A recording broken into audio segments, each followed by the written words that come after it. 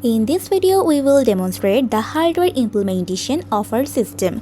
Here the system detects the waste and based on the detection, the bin rotates automatically in a robotic manner and opens its lid. We will show the complete process step by step. First, the TensorFlow model is loaded, then the system asks for a fingerprint. After providing the fingerprint, the user is authenticated. Once authentication is complete, the system proceeds to classify the waste image placed below. In this case, the system classifies the waste as metal.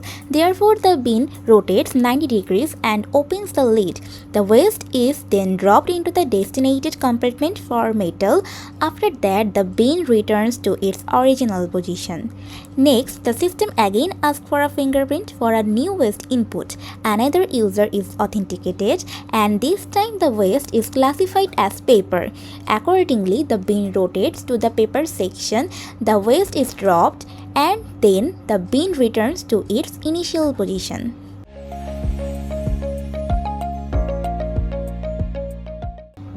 Now we repeat the process again with the paper waste. This time also the bin rotates 180 degrees, the waste is disposed of and then the bin rotates back to its original position.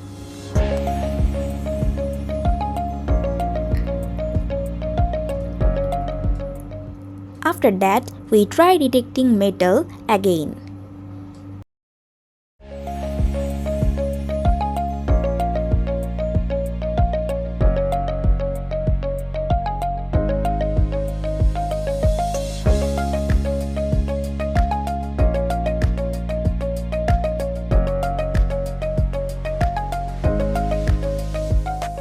This way, the system continuously processes waste. All these data are saved in a new local CSV file. At the same time, the data are also stored in Firebase. In Firebase, each entry is saved as a unique document using the user's voter ID and date time. The stored information includes the bin ID, which bin was used, and the type of waste disposed of. There are 4 types of classification: metal, plastic, paper and biological. The recorded data include waste classification, date time, username and voter ID. These data are then accessed locally by the admin and stored in a CSV file. After that, the data are sent to MySQL database and integrated into the software system. So now let's move to the backend system. First, we start with the Raspberry Pi. Here, user input is collected through the fingerprint sensor. Initially, each user registers by using the fingerprint sensor. The sensor stores their fingerprint data along with their voter ID and other necessary information. After that, the classification model runs. The system first checks whether the fingerprint data is valid for user authentication.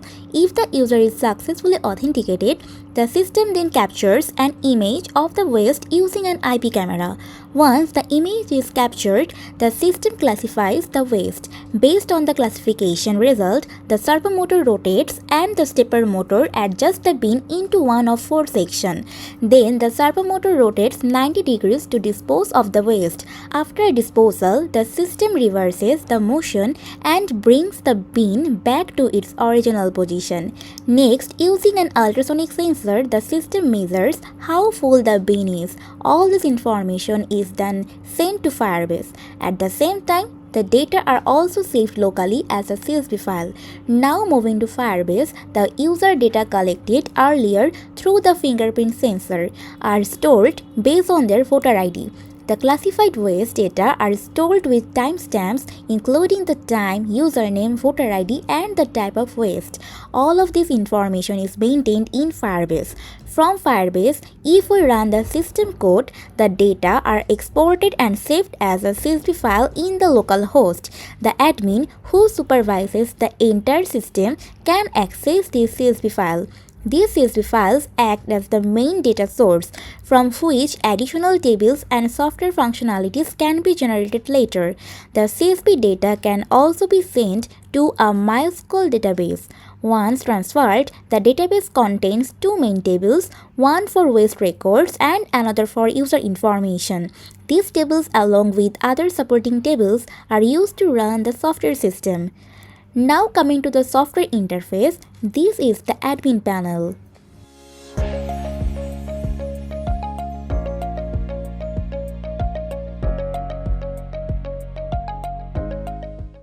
The admin can view the total number of users, total bins, the quantity of full bins, and how much waste has been disposed of.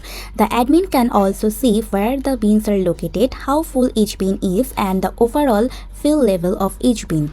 Additionally, the system shows who disposed of waste, when and where. It also displays the trash level. From here, the admin can switch or manage the data will be sent to the database. The admin can manage users as well. Users can ban or unban. The system also shows the bins, and the new bins can be added using their latitude and coordinates. Now moving to the user login section. A user can register using their fingerprint ID, username, password, and confirm password. After registration, the user logs in and accesses their user panel. In the user dashboard, all activities are recorded: what waste the user disposed of, when it was disposed of, and at which location. The user can also edit their personal information. For reward analysis, the user can see detailed information about how many points they have earned. Based on their activity, they may receive rewards such as vouchers, movie tickets, or other government provided benefits. Now coming to the blockchain part, as mentioned earlier, there are two main tables that are very important.